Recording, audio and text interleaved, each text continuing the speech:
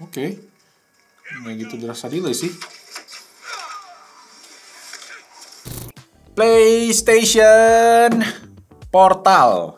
Yes, ini yang versi limited edition lagi. Kemarin kita udah unboxing PS5 Slim 30 tahun anniversary. Yang ini versi yang sama 30 tahun anniversary juga, jadi yang limited edition. Kemarin gua sempet dapet ya pas raffle ya, pas kita ke PlayStation Experience Zone, yang mana ada juga di videonya. Kalau kalian belum nonton dicek, karena di situ banyak hal-hal seru juga yang bisa kalian explore. Jadi akhirnya kesampean nyobain PS Portal, walaupun memang ini udah lumayan lama keluarnya ya. Jadi kita bakal unboxing, kita bakal testing, dan katanya sih ada fitur baru yang dirilis sama Sony buat si PS Portal ini bulan November kemarin, yang katanya bisa main cloud streaming. Jadi langsung aja kita mulai videonya. Let's go.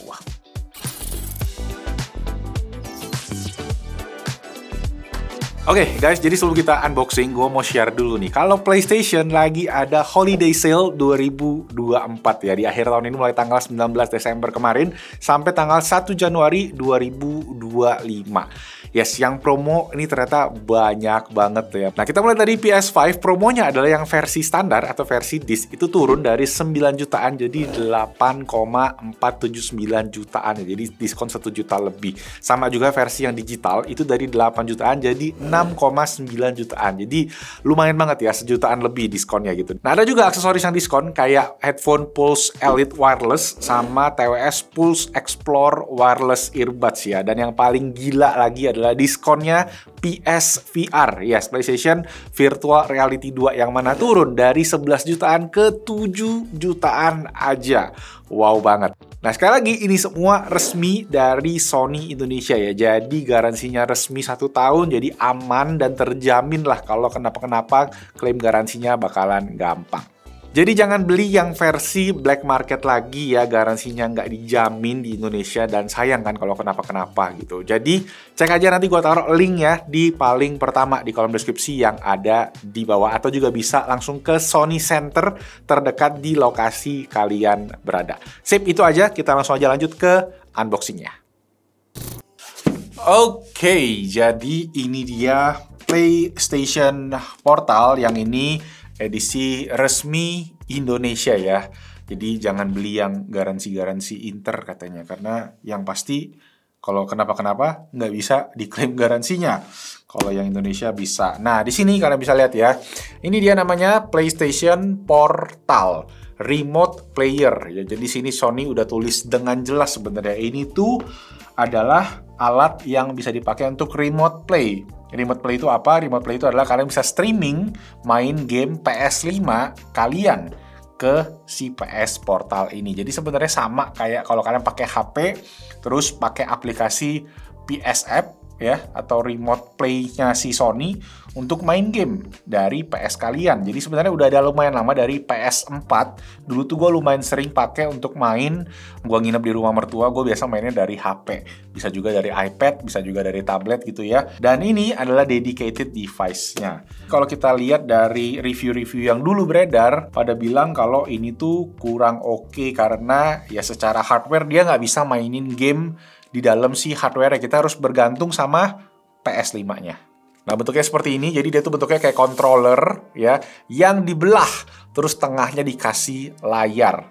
Ini layarnya lumayan gede, kalau nggak salah sih sekitar 8 inci ya. Resolusinya Full HD 60 fps. Ya, ini bekas deh ini.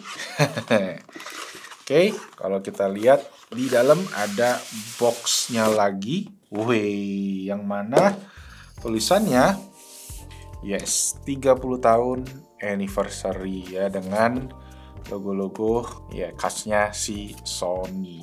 Oke, di sini kalian bisa cek untuk isi-isinya, tinggal di post aja. Dan sekali lagi gue tekenin, ini kalian mesti punya PS5 ya untuk bisa menggunakan si PS Portal ini.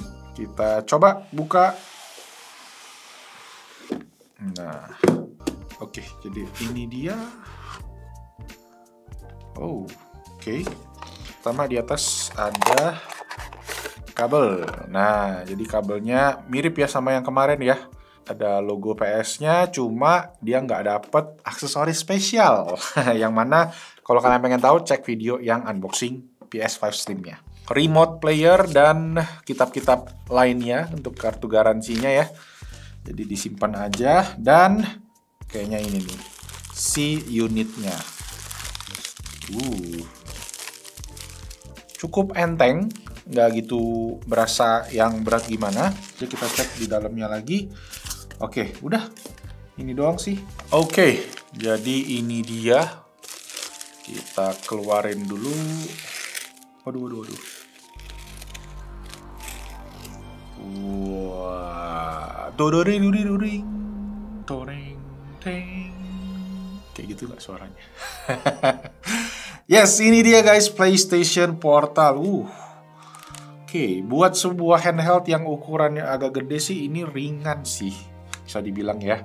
Dan ya untuk versi yang 30 tahun ini, karena balik lagi ya, anniversary-nya PlayStation yang ke-30 tahun, gila gue berasa tua banget. Dia menganut warna originalnya PS, dengan ikon PS yang sesuai warna ya, sama di depan. Dan tombol-tombolnya juga warnanya yang sesuai standar aslinya ya. Yang mana kalau yang versi original ya dari si PS Portal, dia warnanya putih, all white. Jadi dia sama kayak yang ada di controller PS5, cuma ditambah si layarnya aja. Kita buka. Wish. Ini dia layarnya. Ternyata layarnya glossy ya. Gue suka lihat di video gitu orang pakai layar protectionnya yang matte kayak screen protectornya ya. Oke, sekarang kita hidupin dulu. Kita langsung coba testing aja buat konekin ke PS5 yang ada di studionya ya nih ya. Kita coba hidupin. There you go. Oke, ada lampu. Ada RGB-nya juga ya. Oke, kita coba registrasi dulu. Kayak dikasih iPad mini ya. Di layar tengahnya ya. Dan udah ada software update-nya. Oke, by the way, sambil nunggu install, gue pengen share juga nih di bagian belakang ya. Ada detail-detail yang cukup nice. Kelihatan tuh ya, kalau di sini tuh ada tekstur-tekstur yang isinya adalah lambang-lambangnya PlayStation ya. Yang kecil-kecil banget. Ini tuh sama kayak yang ada di PS5 tuh ya, di beberapa bagiannya. Lagi-lagi ada tulisan yang 30 tahun anniversary. Nah, di bawah sini ada port USB-C sama 3,5 mm ya. Jadi kalian bisa pakai earphone dan dicasnya pakai USB-C aja. Baterainya sendiri gua cek katanya bisa bertahan sekitar 6-8 jam. Maksimalnya katanya bisa di 9 jam. Tergantung gamenya juga gitu. Oke, jadi tinggal di-scan aja nih ya. Pakai aplikasi PS App kalau kalian ada. Tinggal approve. Oke. Nah, selesai login, tinggal confirm. Kita pair to a PS5. Jadi ada dua nih, karena gue ada satu PS5 yang di kantor, satu lagi di rumah. Kita yang terakhir ini yang PS5. Kita harus setting sedikit ya, tinggal di allow connection-nya aja.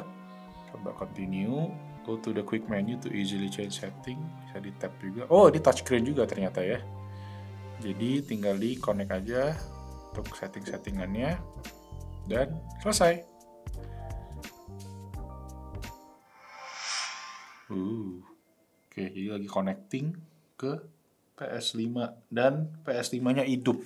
PS5-nya di sana. Jadi memang ini tuh kayaknya bergantung banget sama kualitas wireless internet atau wifi yang ada di tempat kalian. Nah, gue sendiri nih gue pakai mesh ya, mesh router dari Asus yang kualitasnya lumayan tinggi, harganya juga lumayan. Nah, kita lihat nih ya. Ini gue bukan di pusat tapi di mesh yang kedua ya. Oke, sudah ketemu. Kita tinggal pencet X. Nah, langsung connect tuh. Oh my.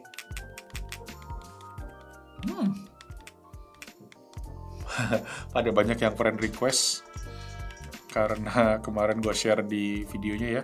Tapi ini berasa instan sih. Ya. Kita coba main ya.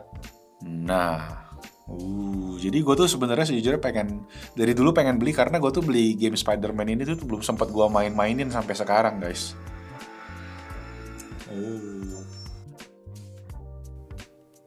Tuh baru 10% gue. Kita continue aja ya, coba ya.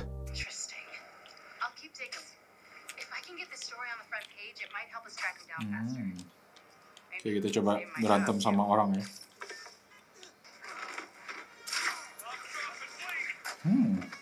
Oke. Nggak gitu berasa delay sih.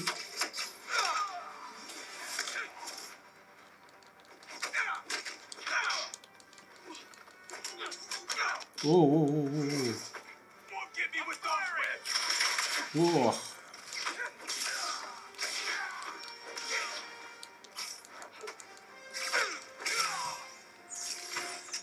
Not bad, cuma berasa apa namanya getar-getarannya si DualSense itu juga masuk ke dalam sini ya. Jadi mungkin itu yang ngasih experience berbeda gitu kan. Oke sih, ya secara delay harus gue bilang ini minim. Soundnya juga lumayan oke ya, volumenya ya. Walaupun speakernya ini di atas ya. Nah, ini volume maksimalnya nih ya. Not bad juga. Dan getarannya sih tadi paling penting ya. Kayak memang kita pakai controller PS5 DualSense, jadi akurat, precise gitu ya. Kayaknya getarannya ini yang biasa ngabisin banyak baterai gitu ya, karena dia akurat banget gitu. Si triggernya juga berasa ketika ada momen-momen yang penting ya. Dan juga secara fungsi sih gue lihat ya ini kayak kita pakai controller biasa aja gitu. Guys, sedikit tambahan aja sebelum kita closing videonya ya. Ini gue lagi coba bawa keluar dan gue coba konekin pakai hotspot dari HP ya. Gue coba tes dari iPhone sama dari Samsung, itu nggak bisa, entah kenapa. Dan gue ternyata waktu gue cek di online itu banyak kasus yang sama ya. Kalau kalian pakai hotspot ke PS Portal itu nggak bisa. Solusinya adalah katanya bikin port forwarding dari PS5 kalian. Jadi katanya itu buat kayak alamat dedicated lah. Jadi remote play device itu bakal lebih gampang connect ke PS-nya. Yang mana gue udah coba juga dan masih belum berhasil. Mungkin kalau ada dari kalian yang udah cobain atau udah bisa sukses ya, boleh infoin. Karena sebelumnya gue pernah pakai remote play dari HP, itu connect ke PS gue tuh bisa-bisa aja, lancar-lancar aja, walaupun ya tergantung koneksi speednya. Nah sekarang ke PS Portal ini nggak bisa sama sekali kalau pakai hotspot. Tapi kalau kita di posisi lokal ya, istilahnya kita di kantor kayak atau di rumah, di posisi ruangan atau lokasi yang sama, itu bisa connect. Nah, kalau sekarang ini nggak bisa kalau kalian pakai hotspot, misalnya kalian posisinya di luar. Jadi, ya itu aja sih yang masih mesti jadi catatan ya. Jadi, kalau kalian ada yang pengalaman yang sama, mungkin boleh di komen guys. Atau nanti tutorial yang port forwarding sama buat hotspot iPhone itu gue juga akan coba taruh link di bawah ya, kalau kalian yang ngalamin hal yang sama. Oke, closing.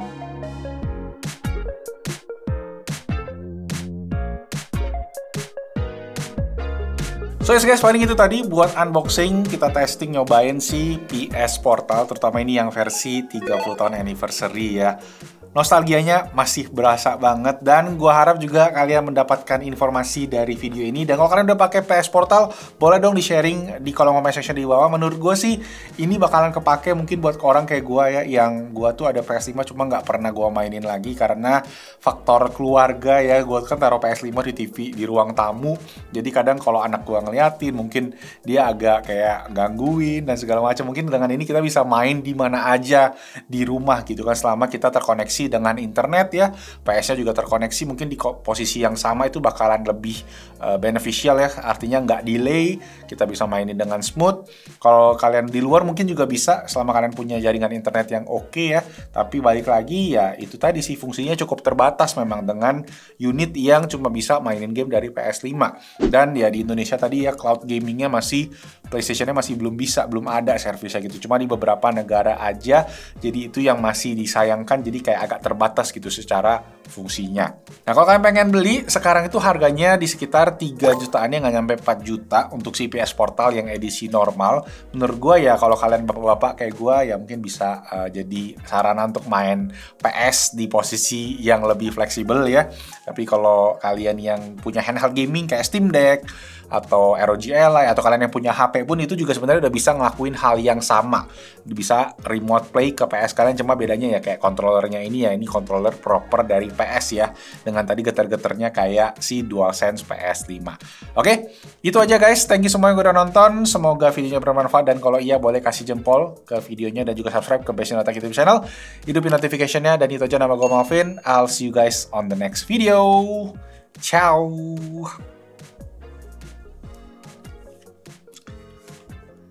Bisa main. Nggak digangguin anak.